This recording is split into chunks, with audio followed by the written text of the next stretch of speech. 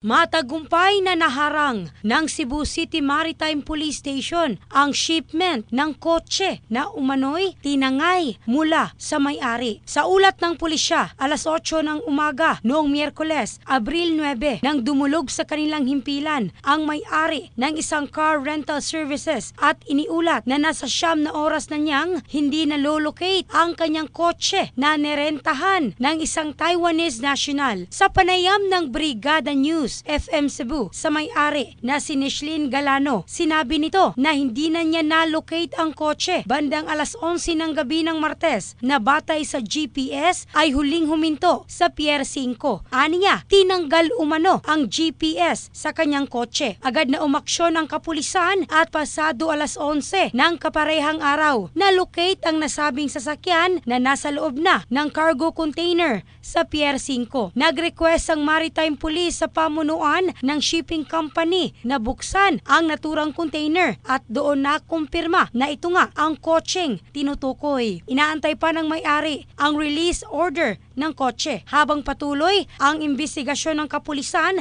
kabilang na ang paglocate ng sanay consignee ng kotse sa Manila. In the heart of changing lives, ako si Michelle Craste ng Brigada News Philippines, the Music and News Authority.